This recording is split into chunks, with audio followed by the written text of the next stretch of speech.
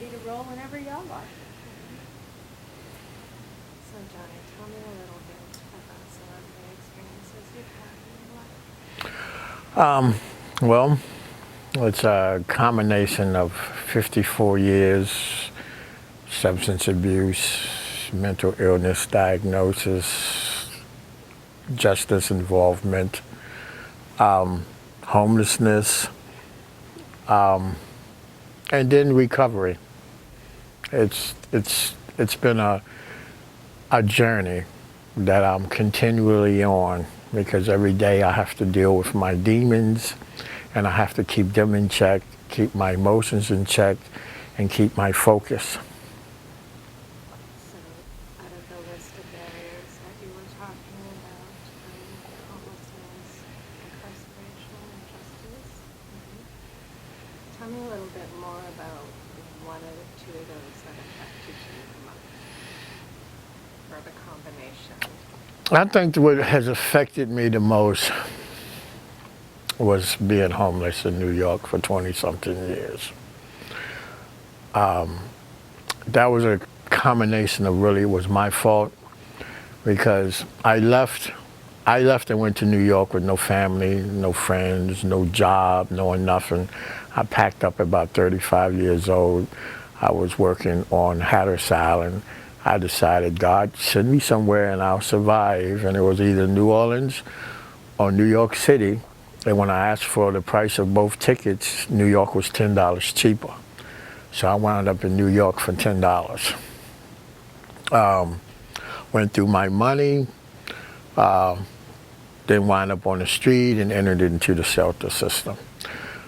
I stayed in the shelter system for so long because I was too prideful, and I didn't really focus on housing.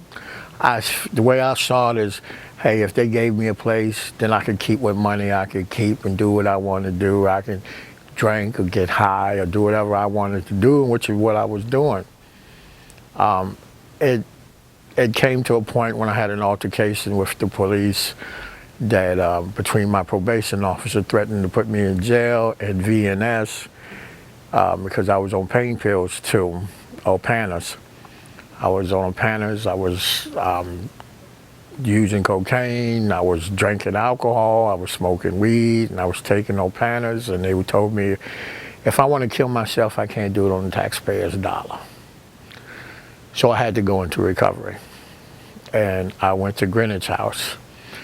I had a counselor there that was the first person that's ever called me out. And that helped, but the V&S worker who told me, we will cut all your benefits out if you're not going to do nothing to help yourself, really started a progression in me. That maybe there's room for change. Maybe I need to stop doing what I was doing. I wasn't ready. I believe that organizations like AA and substance abuse programs are good for a starting point. But until the person makes an internal decision, I no longer want to do this, they're going to return. Then when I went to Harlem, I had a lady set me down after I had surgery on my leg. She said, Mr. Thomas, I'll help you get housing. I'll help you get your own place if you do what I tell you to do, because you've been doing it your way for so long and it's not done nothing. Do it my way. And I did. And it was incredible, because in 60 days she had me here for a key. And then I got Section 8. Programs, there are some good programs out there and there's some good people.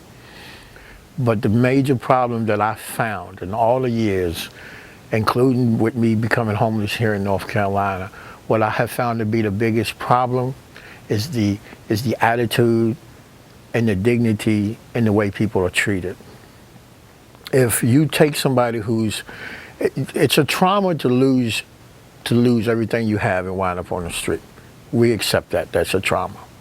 It's another trauma to have to deal with the state and to jump through their hoops. And then when you're denied, then that trauma leads you to feelings of resentment, leads to anger, and with all of that, you can't focus on nothing positive. And when I came to North Carolina and I lost my job and I lost a relationship, I wound up sleeping in my truck and then back in the shelter system again down here. I knew I could survive it because what I did in New York, but I didn't want to be like that. And it's harder down south to get housing and to get assistance as it is in New York City or up north. But I went through it twice. And again, I have to take responsibility because I made choices, but also there were some choices that was made outside of my decision too that resulted in the second time me being homeless. But the targeted housing program that North Carolina has, and a lot of the housing programs that they have here, the targeting helped me. But who really made me feel the best, outside of my counselors, Amanda and Miss Sophia, that helped me, was Green Chair.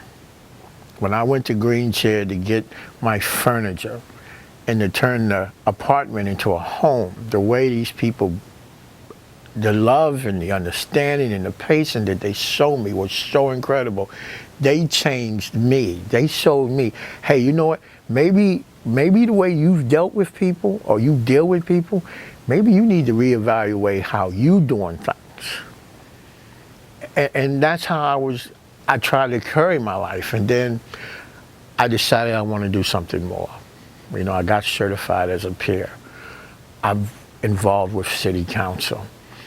I approached city council. I said, you know what? The one thing that New York City had that y'all need down here is a public advocate, nonpartisan. And I was like, when I want this position, I also realized, you know what? Even though I have the lived experience for it, you still need that education behind it too. And I looked at several colleges and I applied. And the reason I chose Wake Tech is it was close to where my son lives. And I liked what they offered. It was public speaking. And I was like, okay, this is a good start. You know, now I got an education going. And then I took communication in American government the first, and my communication class again changed me. It showed me that everything that I thought I knew about relating to people wasn't exactly right. That there's a way that we have to relate to people. Because as a peer, I have always tried to project and teach people, when you deal with people like me, there's two things you have to do. Don't try to establish a relationship. Because when you have to leave that relationship, that person's going to feel like you abandoned them.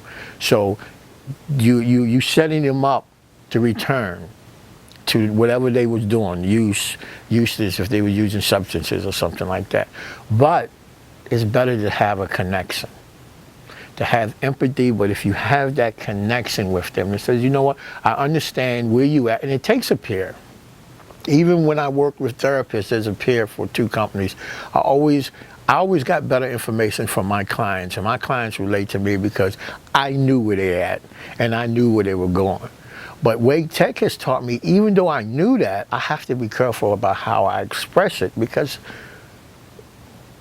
we can get arrogant sometimes. And sometimes I forget, you're still in recovery too.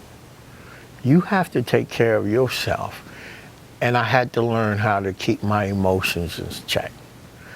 I watch, I follow what's going on around Raleigh and around the country in general. I understand a lot that's going on with the education system and with the homelessness, with the substance abuse and the opioids and all of this. And when I talk to other students on my campus, and I've recently talked to several other younger people in high school, everyone's telling me they're depressed. A lot of people don't realize America is at its most depressed state, I think, in the last 30, 40 years because of what is happening around us. People don't know what's going on. But places like Wake Tech offer you an opportunity to make something better of yourself. And they got good people that actually are patient with you. Now, nothing's perfect, and we can always find that something needs to be better. But what I've learned is, you know, you have to open your mouth. You have to be willing to talk. You have to be willing to share. And you have to be willing to sometimes keep your mouth shut and just roll with the punches, which is really the hardest part. So you think that Wake Tech